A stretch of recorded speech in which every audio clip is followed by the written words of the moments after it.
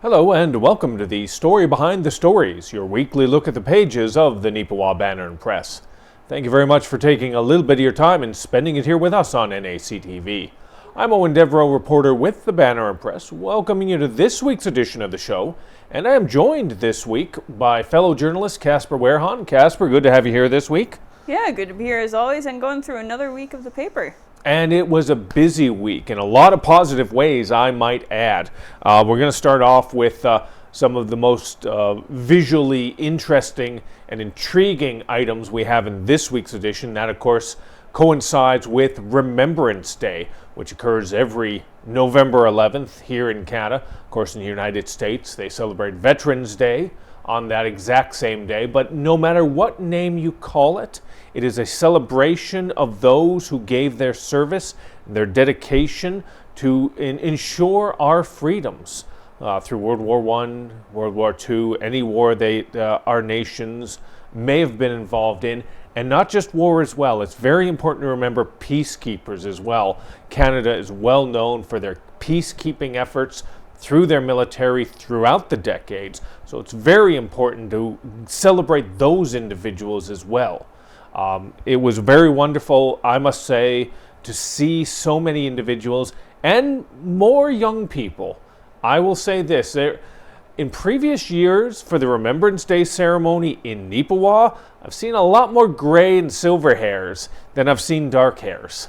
This year, there were still more gray and silver hairs, don't get me wrong, but it was nice to see that there were some younger individuals there, younger families, younger people just there understanding the significance of showing their support for those who served in any way, shape, or form that they could. That was very nice to see. I had an opportunity to go to the Neepawa event. Now you can see it. It's a little too small, most likely, for you to see here. That's why you need to pick up a copy of the Neepawa Banner Press so you can get a full-scale, full-size version of this picture, as well as the collage of pictures we have inside as a center spread of Remembrance Day ceremonies throughout the region in this week's paper. So it was wonderful to see. And Casper, it wasn't even just Neepawa itself. We had people all out and about throughout to sort of see what was happening throughout Westman. Sure did. Yeah, we had some good submissions there. We had one from Kelwood, one from Gladstone, and another one actually that was in Neepawa as well, but it was actually at KK2. They had a service there for the first time, and it looks like everything was well attended all throughout those areas, and I'm sure the other services in our area as well. I mean, there's always a good attendance for those things, as I've seen in past years, and it's really good to see that. And again, we wish we were able to go out to each and every event that is held in places like Gladstone, Carberry, St. Rose, Minnedosa, Plumas, these types of things. But we're a small operation. There's only so many bodies that can go around. That's why we are always appreciative of you for showing support. If you have pictures from events, not just like the Remembrance Day ceremony, but any types of events that are going on in your community, you can always forward them our way. We're very appreciative of that. But this year, I feel very proud that we were able to get out there and get some of these visuals from so many different dynamic locations. Have to thank Ken Waddell, who was out and about, and John Drinkwater as well of NACTV, who was very supportive of us and was able to get a few pictures from a few different locations. And of course me. Thank you, Eoin. You're welcome, Eoin. Always appreciate you. So if you want to see those pictures, they can find them in this week's edition of the Neepawa Banner Press. Also on the front page, a very important story, Casper, you were able to track down about some interesting things that were going on, and from the sounds of it, very significant to the population of Minnedosa. Indeed. Yeah, this was sort of a quick turnaround story here. I forget when exactly we first heard of it, but it was something that sort of popped up sometime late, like the week before or whatever. I think it was this exact time last week. Yeah. We record this on a Friday afternoon, and I think right about this second or two. Wow, that's kind of spooky. Yeah, the timing. But yeah, there were some sewer restrictions put in place in Minnedosa. There was a little bit of an incident that occurred on November 6th there at the main lift station, and it was the failure of 2 pumps in the lift station. It actually typically runs on 3 pumps, but one had a malfunction previously, and so it was sent for maintenance prior to this incident. And unfortunately, in that time, what caused all of this is that those remaining 2 pumps unfortunately failed at the same time. Oh, geez, yeah. So that was a little, obviously, not ideal, and caused some situations. And the town had to get on top of it really quick, and it sounds like they sure did. They had teams in place for vac trucks, hauling the sewage, etc., and tending to everything else that needed to be tended to in this time. But of course, to help with that as well, there were sewer restrictions for all sewer usage, so like showers, laundry, dishes, etc. It all goes to sewer. For the residents in the town of Minnedosa until a fix could be put in place. And they were thankfully able to get a fix in place. I have the date in there somewhere. I think it's on the second page though, because that does carry over.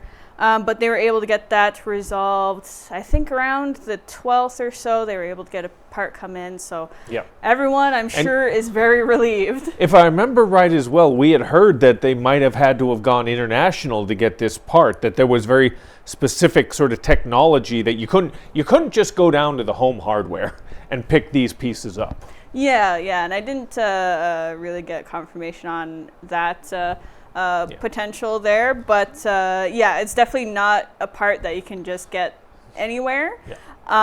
So they were figuring out what they could sort of bring in and how soon and all that, and thankfully we're able to get something in that did work, and so now restrictions are lifted, and it sounds like they're going to be continuing monitoring until they can get things fixed up how they want them to be, just to make sure everything's going good until then.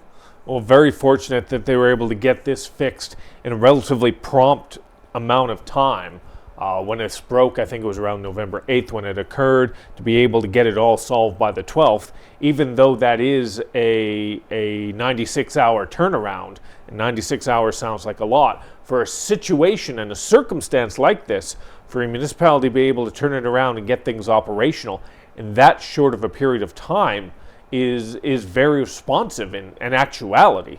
So I know the people of Minnedosa were most likely very frustrated by that.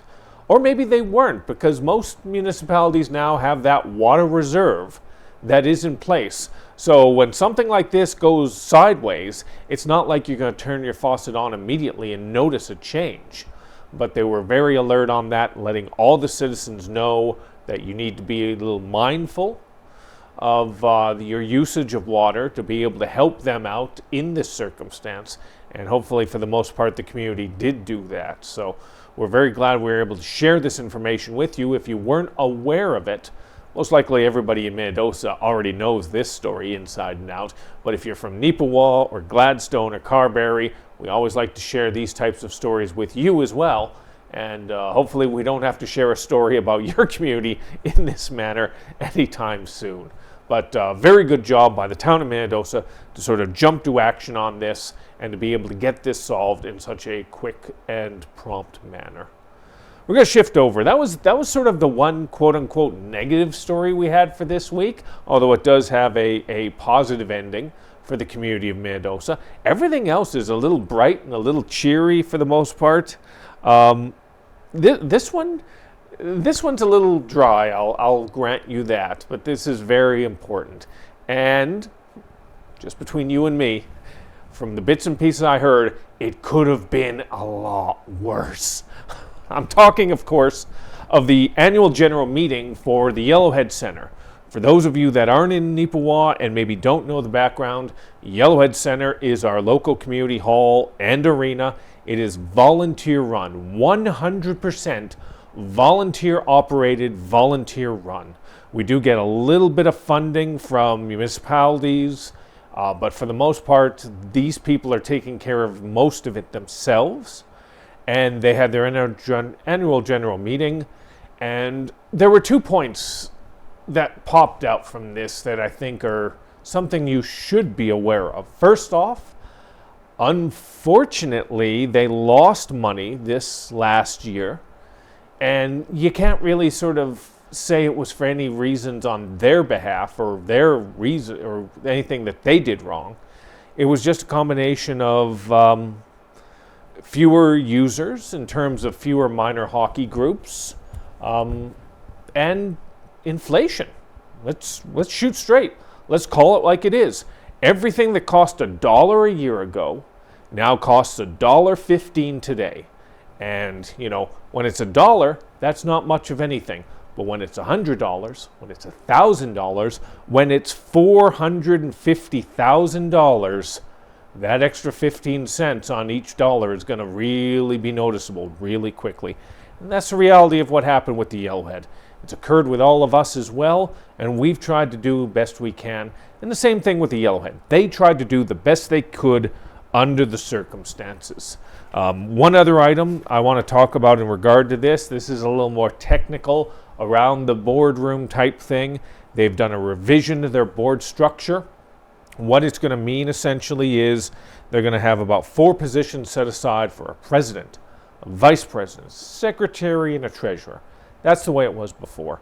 They're also going to have some positions set aside for the RMs that all support them in terms of grants and funding. That includes the town of Neepawa, the arm of Rosedale, the arm of North Cypress Langford, and the arm of Glenella Lansdowne. So that's 8 positions right there. All right, so on that board table as well, you're also going to have 4 what they call contracted user groups. Now what that is organizations that have actual contracts with the Yellowhead Center in terms of usage. Very much strict letter of the law type things about space, about usage, about time, all of that.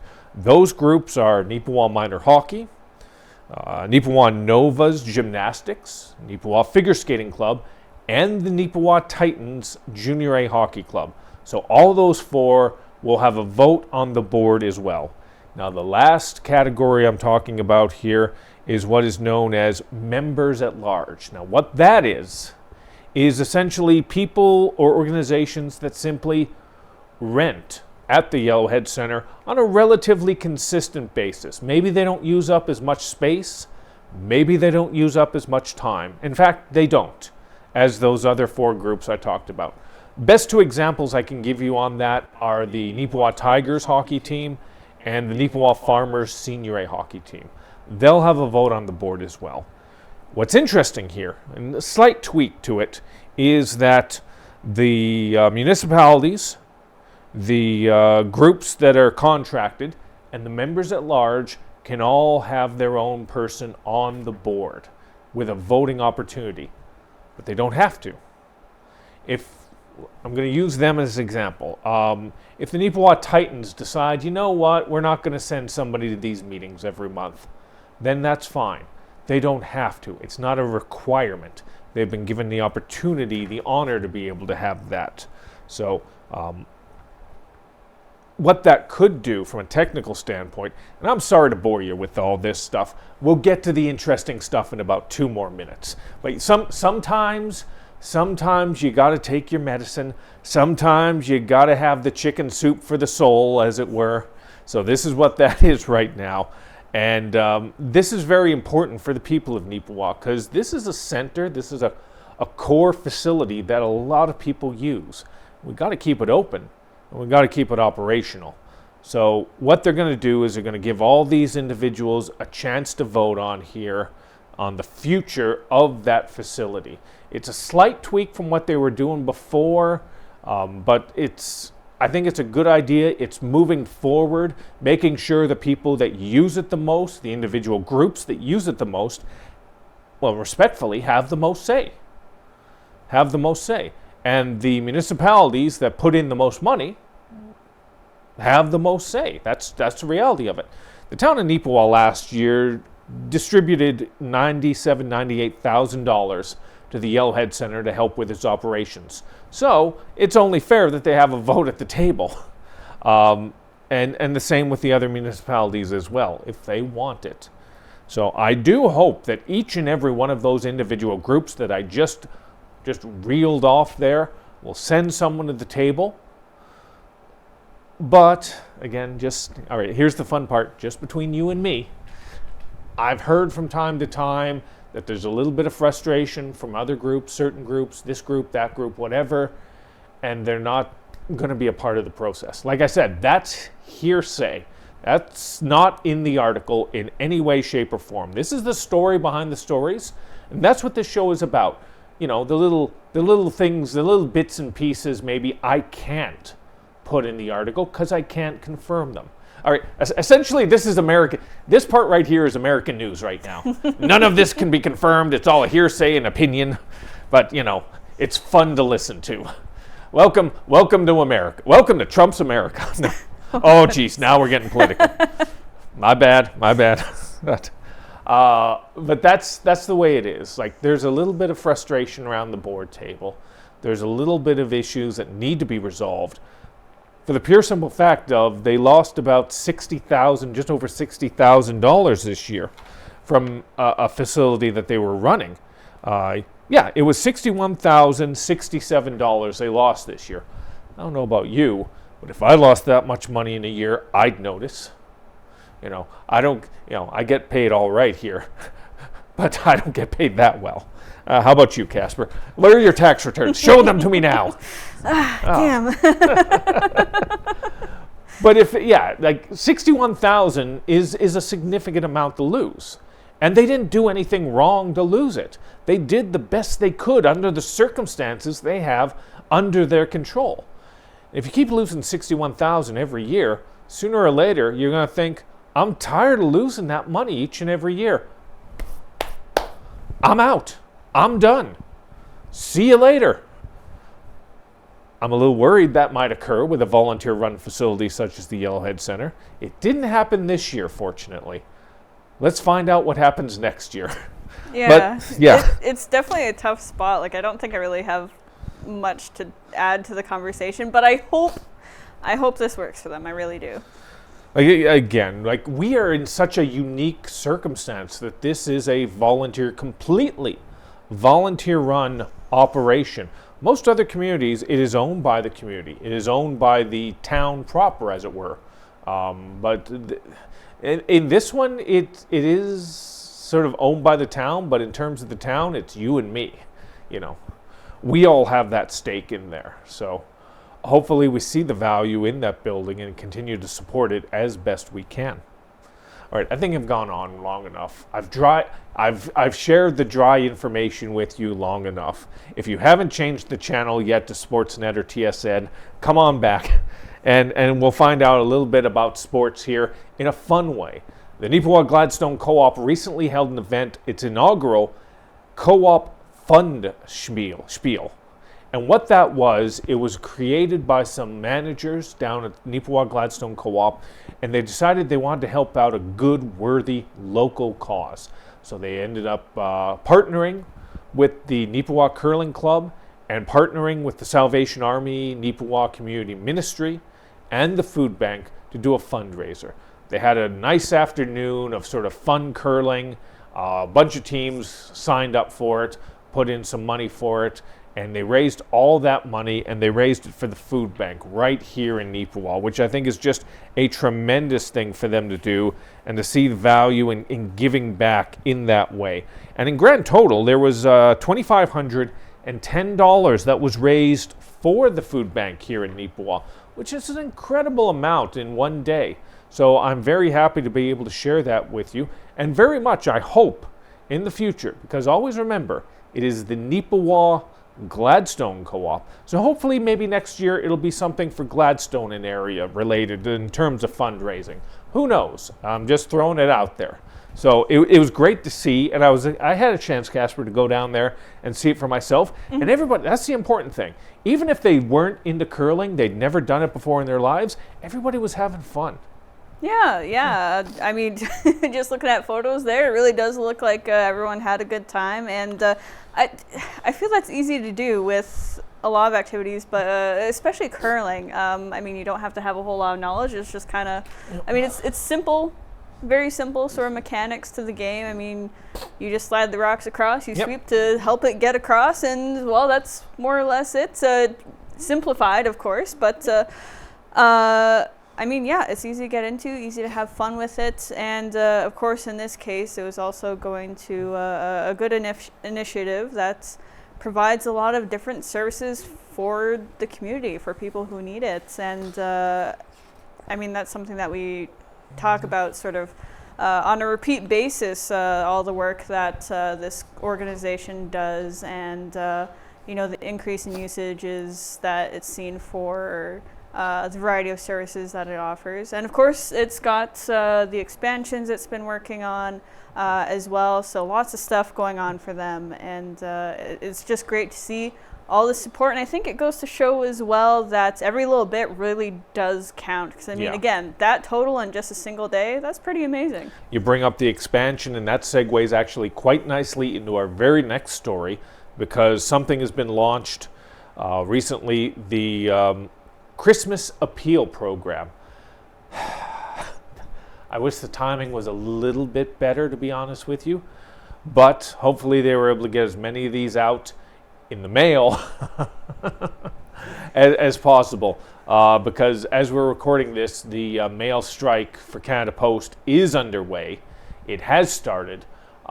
They are looking for some benefits and opportunities and sort of pay increases. There's people on both sides of that opinion. I'm not going to get into that.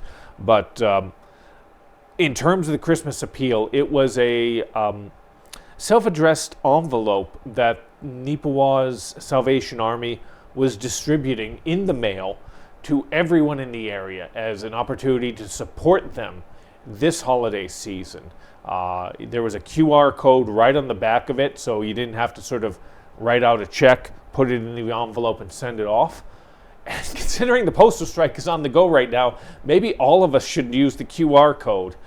So what you do on the back is you just sort of scan the QR code. It takes you to a website where you can offer up a donation to the Salvation Army locally, whether it's a one-time donation or a monthly setup you want to do.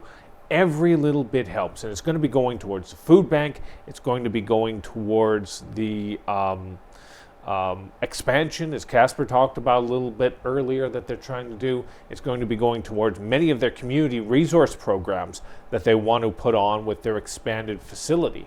But it takes a lot of time and it takes a lot of money. And I hope that when you do see this in the mail, I hope if you do see this in the mail, that you'll give it some consideration and maybe scan the code and take a look. Because I always stress this when it comes to these types of things. Never look at it. People make it bigger than them. And that's not the way to look at it. When you look at something like this, you think, oh, if I give $50, are they going to think I'm not giving enough? If I give $20, are they going to think I'm not giving enough? Don't look at it that way. Every dollar counts. Every single solitary dollar counts towards this.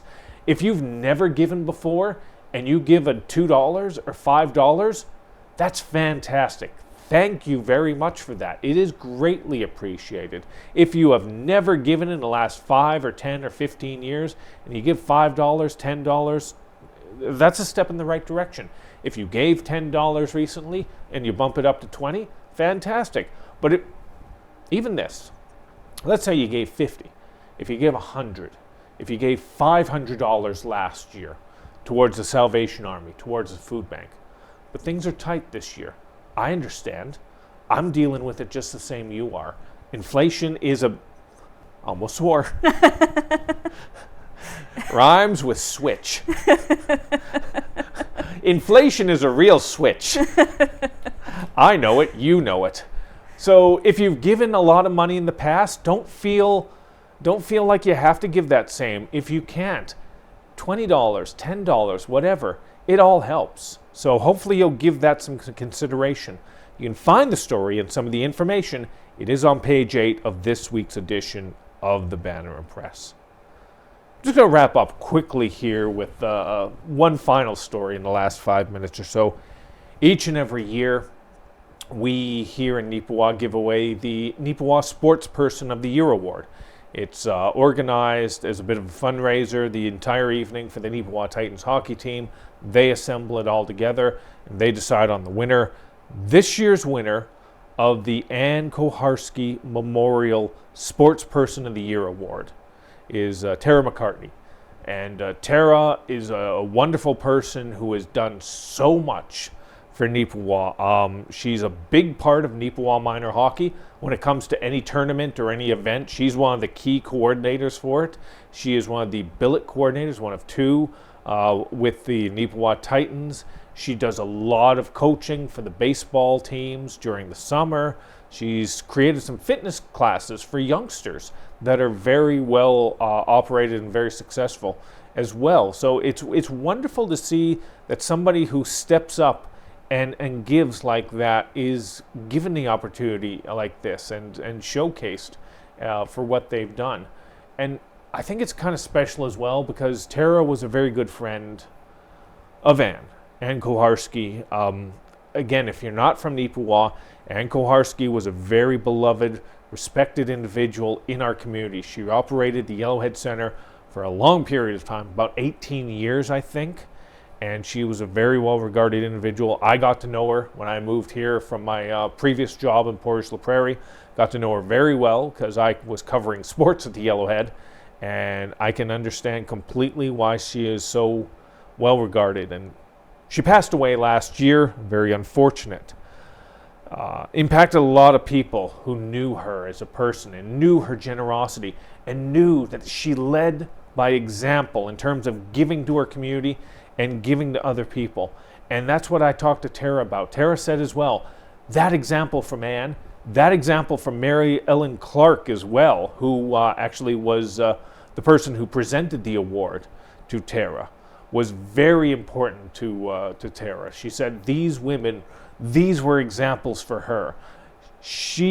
Those two made her want to give back to her community. And she hopes that in some small way, maybe her example moving forward hits for that future generation, that next generation, the way Mary Ellen and Ann hit for her. I mean, I'm very glad, very proud to be able to share those details with you. If you're not even into sports, this isn't a sports story, even though it is on a sports page. It's not a sports story. It's a story about community. And that's what I hope you take away from it. So, I'm sorry, I took all the time there. Is there anything you want to throw in there, Casper? Not too much, no. I mean, this is a nice thing to sort of read about each and every year. I mean, yeah, with the things that you talked about, I feel like this year in particular, it's just a little extra special. I mean, with Tara's history with, of course, Mary Ellen and then Ann as well. I mean, yeah, it's very touching, and as you mentioned as well, with Ann, like I didn't have a whole lot of personal dealings with her, but I did see her out and about. I did see her around for the time that I've been here too, and I mean, always just a very nice individual, and you know, she really has done so much in and around the community to help out in different ways, and it definitely does feel very fitting for Tara to receive recognition for everything that she's been doing as well. So very nice to see this. Very, very nice. And one last thing before we close out, they also showcased the commemorative sort of plaque that will hang in the Yellowhead Center for Ann Koharski. Very much deserved. It will be up on the Wall of Honor. So many notable people that are up on that wall already, and one more is about to be added. So that pretty much wraps it up for this week's edition of Story Behind the Stories. We always appreciate you sticking around and listening to my babbling for 30 minutes a week. And if you have any story suggestions or ideas, you can always send them our way at news@neepawabanner.com, or you can give us a call at 476 3401. Once again, that is 476-3401. We do appreciate it. I got to admit, next week it's a bit of a slow one right now for me. My leads, I haven't figured anything out yet. So if you had any story suggestions, that'd be great. So thank you as always, Casper. Yeah, thank you again. And thank you for tuning in. Have a great weekend.